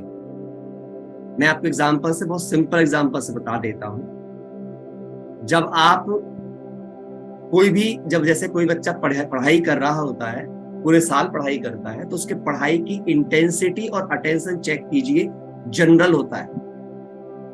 जैसे ही एग्जाम की डेट शीट आती है, उसके अटेंशन और एक्टिविटी के चेंजेस देखिए आप, इमीडिएटली हाईएस्ट लेवल हो जाता है। जैसे कोई व्यक्ति सुबह को उठने में असक्षम होता है, लेकिन अगर उसी की फ्लाइट का टाइम सुबह 5 बजे का हो जाए या 4 बजे का हो जाए, तो वो रात भर भी जाग करके अपने फ्लाइट को कैच करता है। कहने जब किसी के घर में बेटी पैदा होती है तो वो सोचता है कि इसकी शादी करनी है, ये जनरल थिंकिंग होती है। लेकिन जब वो बड़ी हो जाती है और उसकी शादी की डेट फाइनल हो जाती है, तो उनके अटेंशन और एक्टिविटी का स्टैंडर्ड चेक कर लीजिए कि क्या हो जाता है। कहने का अर्थ क्या होता है, लक्ष्य का स्पष्टीकरण, लक्ष्य कितना क्लियर है, कितना स्पष्ट है और कितना इंपॉर्टेंट है, it will help you to align your attention and activity. Am I right और रॉन्ग? सो लक्ष्य की क्लैरिटी आपको देखनी है कि जो आप पाना चाहते हैं, जो आप बनना चाहते हैं, वो आपके लिए कितना महत्व रखता है, या वो नुकसान आपके लिए कितना महत्व रखता है जो हो सकता है आपके अटेंशन मिस करने से या आपके एक्टिविटी का लाइन ना होने से। जैसे आप किसी शहर के अंदर जा रहे हो और आप सीट बेल्ट ना लगाएं और वहां पे वो जरूरी हो, तो वो चीज आपके लिए क्या करेगा, है ना, लाइबल टू पे। अभी इनकम टैक्स की डेट आ जाए और आपने राइट टाइम पे नहीं भरा तो यू पे मैक्सिमम इनकम टैक्स, उसके बाद आपको ज्यादा पे करना पड़ेगा, फिर उसके बाद में आपको नुकसान झेलना पड़ सकता है। बीमारी समय पर ना केयर कराई जाए तो बीमारी बड़ा रूप ले सकती है आपके लिए। तो ये सारे के सारे जो सिद्धांत हैं इनको समझ लीजिएगा। सो अटेंशन और एक्टिविटी इस बात पे डिपेंड करता है कि जो भी आप पाना चाहते हैं, जो आप बनना चाहते हैं, आपका लक्ष्य या आपके नुकसान का बचाना वो कितना इंपॉर्टेंट है।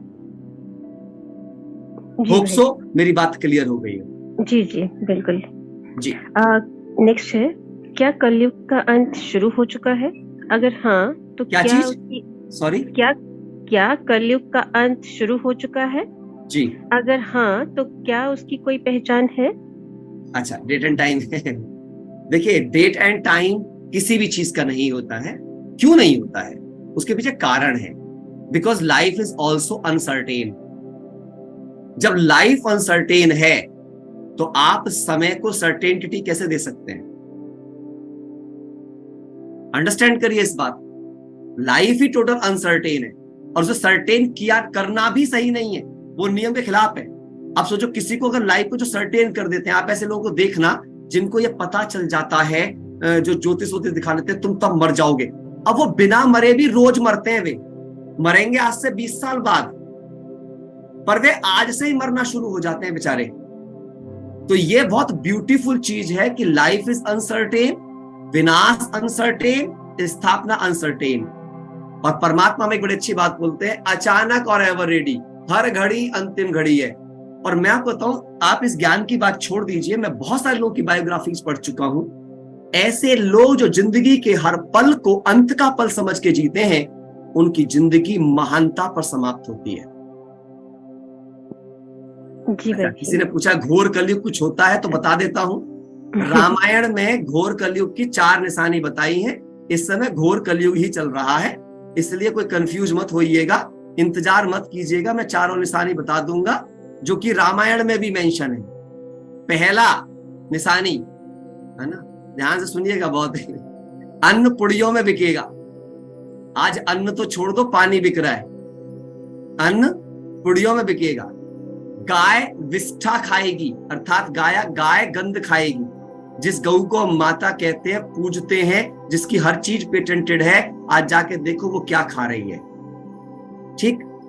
तीसरा निशानी, कन्या अपने केसों का श्रृंगार करेगी। ये मैं नहीं कह रहा हूं, रामायण में लिखा है, कन्या अपने केसों का श्रृंगार करेगी, है ना। जो नारी का सबसे बड़ा गहना होते हैं, उसके केस, है ना, वो आज क्या हो चुके हैं, उनका श्रृंगार हो रहा है। और चौथी सबसे बड़ी निशानी, कन्या अपने मुंह वर मांगेगी।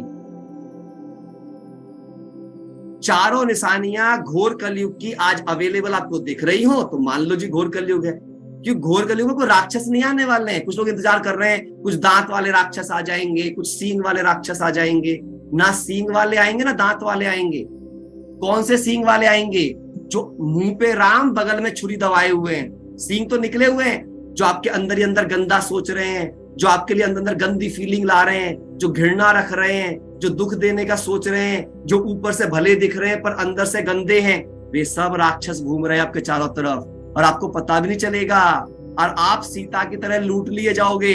जैसे सीता जी के पास मारीच क्या बन करके दिखा दिया है, सोने के हिरण के रूप में आ गया, और सीता जैसी देवी भी कंफ्यूज, राम को पीछे भेज दिया, फिर लक्ष्मण को पीछे भेज दिया, और उस चीज से क्या हुआ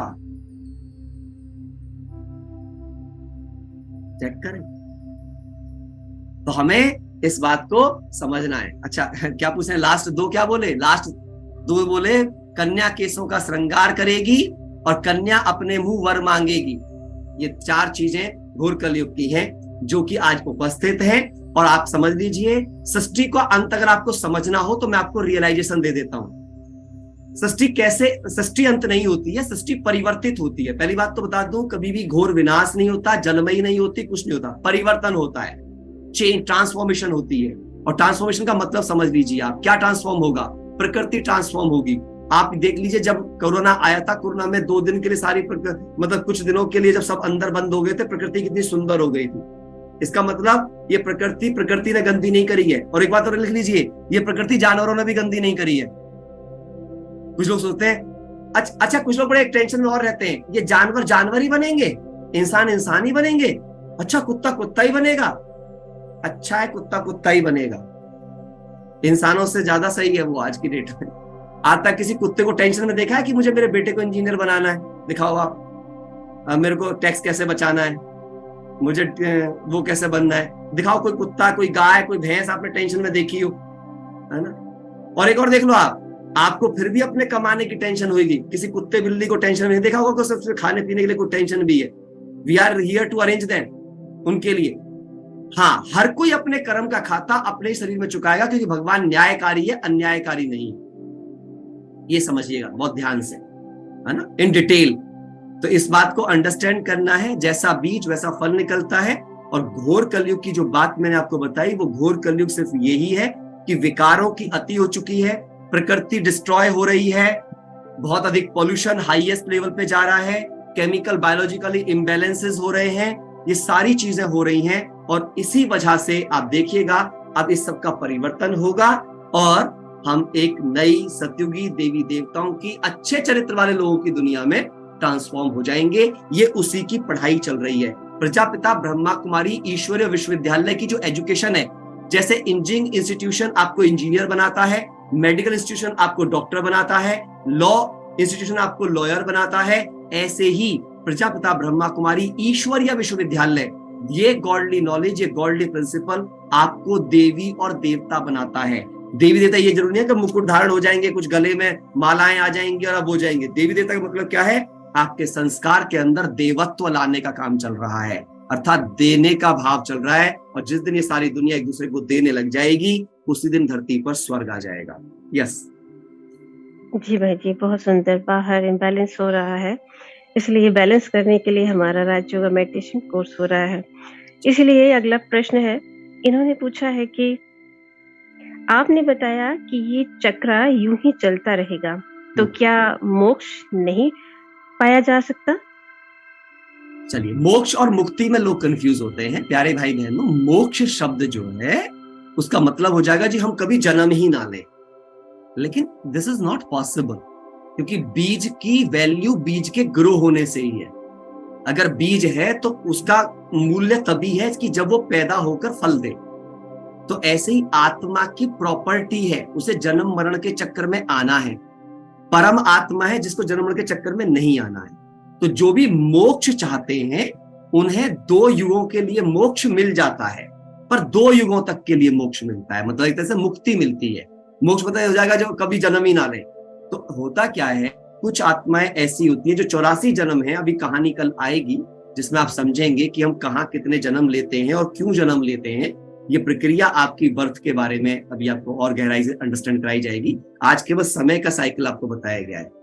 तो जैसे साइकिल, समय का साइकिल निरंतर है, सीजन का साइकिल निरंतर है, दिन रात का साइकिल निरंतर है, ऐसे ये जीवन का साइकिल निरंतर है, जन्म मृत्यु का साइकिल निरंतर है। परंतु कभी भी आपको याद ही नहीं रहेगा। जब ये याद ही नहीं रहेगा तो आपको कोई फर्क ही नहीं पड़ेगा कि आप क्या थे या क्या हो जाओगे हर जन्म। और दूसरी बात, मुक्ति का मतलब हो जाता है कि आप जाकर परम धाम में बैठ जाओगे, जो 3 लोक आपको दिखाया गया था। आप में से किसी को अपना मोक्ष की स्थिति को समझना हो ना, तो आप एक दिन एक ऐसा काम करना कि 1 महीने अपने आप को कमरे में बंद करके रख के देखना, आपको पता चल जाएगा कि आपको कैसा लगना शुरू हो जाता है। आपको खुद कुछ नहीं करना, बाहर जाना ही नहीं, कोई चीज देखना ही नहीं, बस खाना पीना खाना और अंदर ही रहना, और अंदर भी सब कुछ दिखाई ना दे, बस आपको कुछ ना हो उस कमरे के अंदर। अब पता चल जाएगा कि हाउ यू फील। तो मुक्ति या मोक्ष बिल्कुल वैसी ही अवस्था है, कुछ नहीं, शून्य अवस्था, उसका कोई यूज ही नहीं है, कोई यूटिलाइजेशन ही नहीं है। तो जन्म और मृत्यु बुरी चीज नहीं है प्यारे भाई बहनों। हमने गलत सिद्धांतों को मन में भर के हमने सोच लिया कि मोक्ष वो चीज है। मोक्ष से बड़ी चीज है जीवन मुक्त अवस्था। लोग मोक्ष की कामना क्यों करते हैं? क्योंकि जीवन में वे बंध का अनुभव करते हैं। और जीवन बंध क्या है?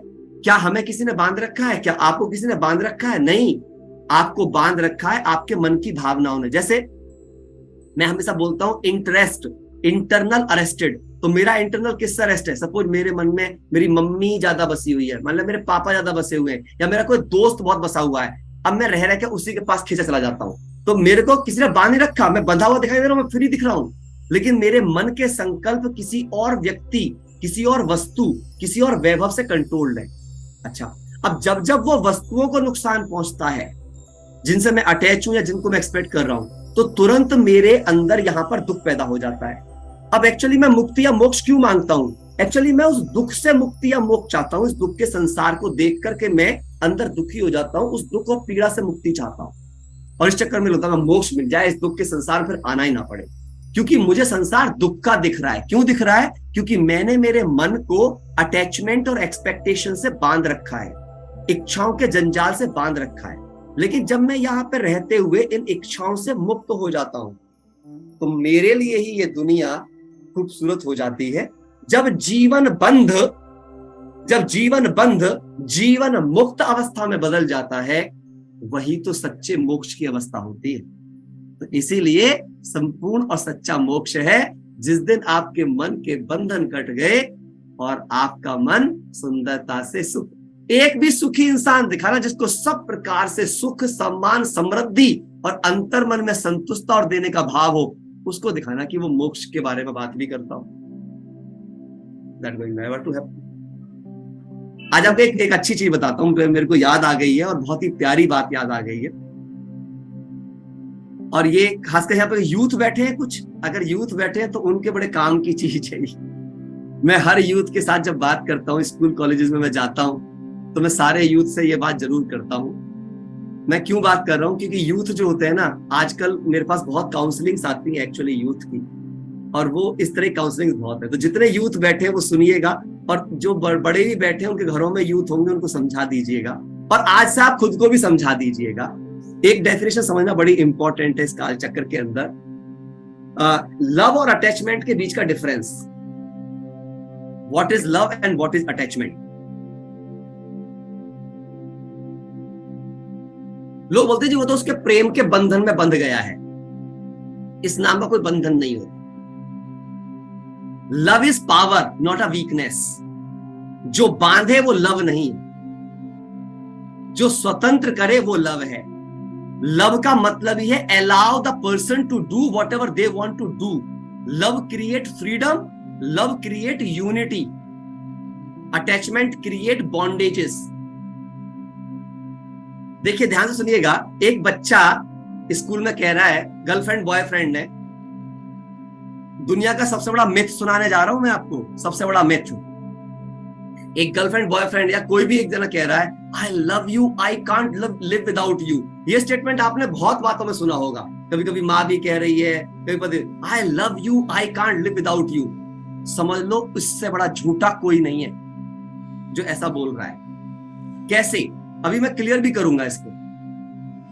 पहली बात तो पूछो, जो कह रहा है I love you, I can't live without you, तो ये प्यार है या डिपेंडेंसी है?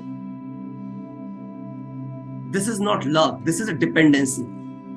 और एक और बात ध्यान समझिएगा, वो ये नहीं कह रहा है कि मैं तुमसे प्यार करता हूं, अगर वो ये बोल रहा है I love you, I can't live without you, इसका मतलब वो ये बता रहा है कि तुम पास रहते हो तो मुझे दर्द नहीं होता। इसका मतलब I don't love you but I love my pain. तुम पास रहते हो तो मुझे पीड़ा नहीं होती, तुम दूर जाते हो तो मुझे पीड़ा होती है। It means I don't love you, I love me. हर इंसान सिर्फ झूठ बोल रहा है ऐसा कहकर आई लव यू, मैं तुम्हें बहुत प्यार करता हूं। सॉरी, तुमसे प्यार नहीं करते हो। जब वो दूर जाता है तुम्हें पीड़ा होती है, वो पास रहता है तुम्हें अच्छा लगता है। आप देखना, जैसे ब्रेकअप हो जाता है उनका, फिर दूसरे से कह रहा है I love you, I can't live without you. Pain shift.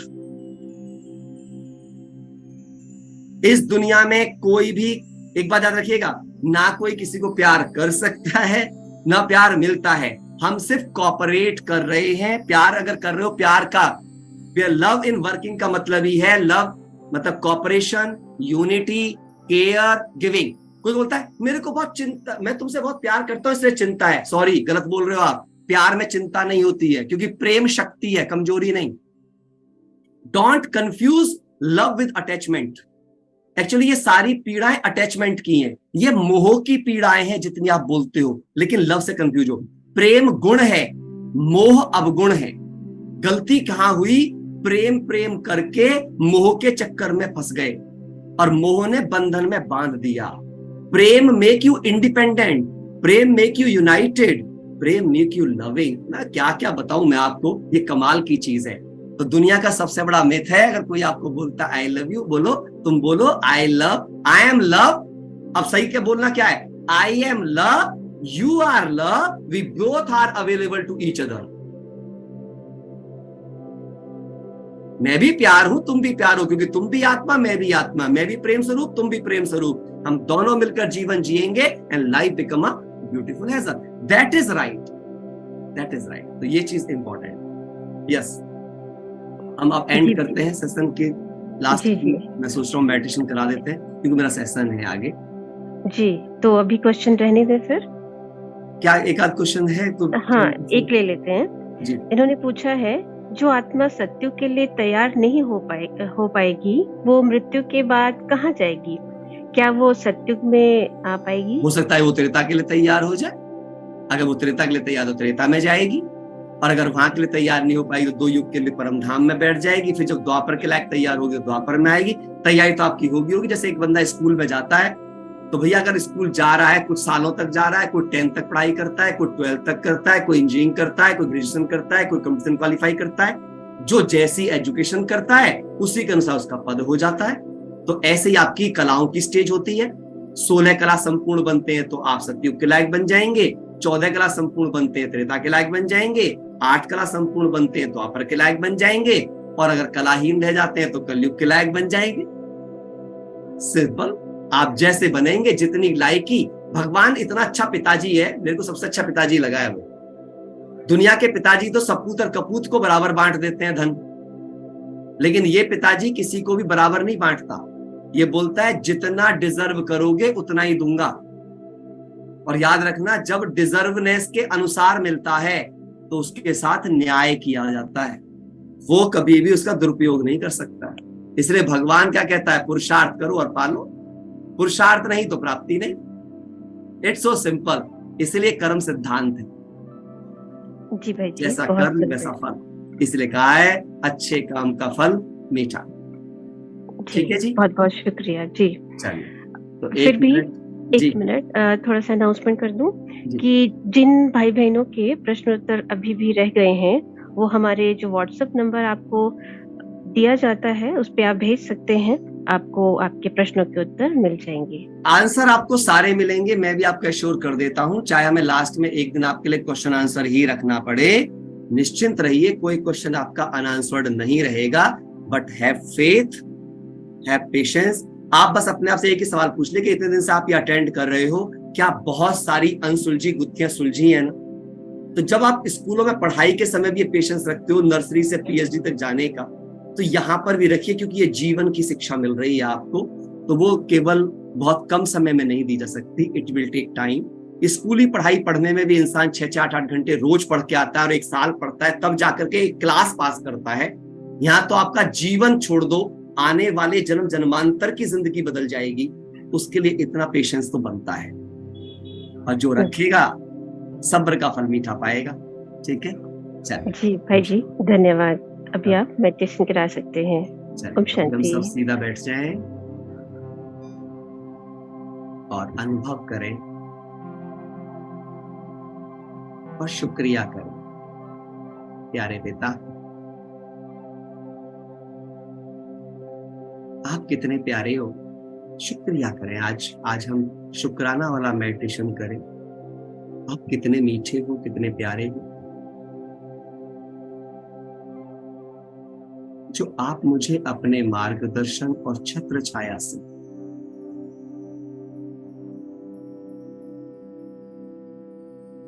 जीवन की शिक्षाएं देकर, समझ देकर मेरा जीवन सुंदर बना रहे हो। शुक्रिया प्यारे पिता। सामने महसूस करें, मेरे पीछे आप देख सकते हैं इमेज में ज्योति बिंदु को, और महसूस करें कि उनकी सारी शक्तियां आपकी तरफ आ रही हैं और आपको जो चाहिए आज आपको मिल रहा है। मन की सारी गुत्थियां सुलझ रही हैं, मन के सारे बंधन कट रहे हैं। मुझ में किसी से कुछ भी पाने की इच्छा नहीं है। मैंने देना सीख लिया है। अपने को सिर्फ देता हुआ देखिए, सबको दुआएं देता हुआ देखिए, सबको प्यार बांटता हुआ देखिए, सहयोग देता हुआ देखिए। स्वयं को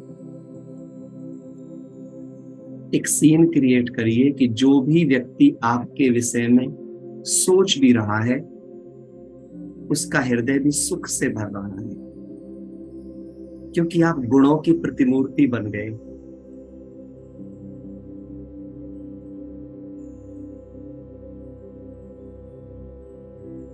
आज इस बात को अंदर स्वीकार कर लीजिए कि मैं आज तक जैसी भी थी, वो मेरे सारे संस्कार मिट गए हैं।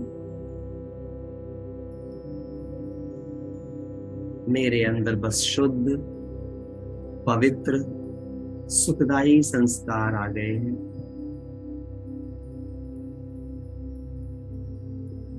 मैं सबसे संतुष्ट हूं और सब मुझसे संतुष्ट हैं, क्योंकि प्यारे पिता की एक शिक्षा मेरे मन में समा गई है। सब कुछ कल्याणकारी है, सब कुछ मेरा भला कराने वाला है। जीवन की हर परिस्थिति मुझे महान बनाने वाली है।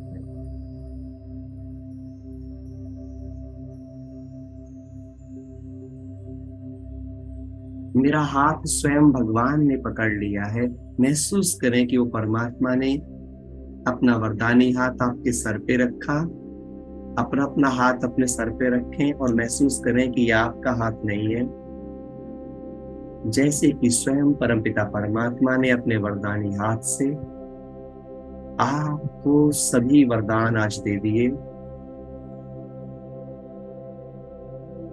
फील करें इस संपर्क में परमात्मा शक्तियों को और संकल्प दें कि आज से मेरा मन, मेरी बुद्धि, मेरे संस्कार और शरीर स्वस्थ और पवित्र हो गए। नीचे करना एंड फील रिलैक्स। आज से कल तक सारा समय महसूस करें कि जैसे भगवान मेरे साथ साथ चल, मेरी उंगली पकड़ मुझसे सभी कार्य करा रहे हैं। और जब भगवान मेरा साथी हो गया तो भाग्य मेरा हो गया।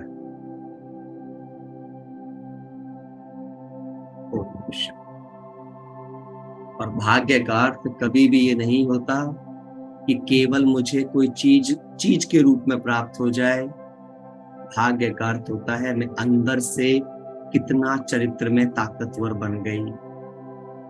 चरित्रवान लोगों के भाग्य कभी कमजोर नहीं होते।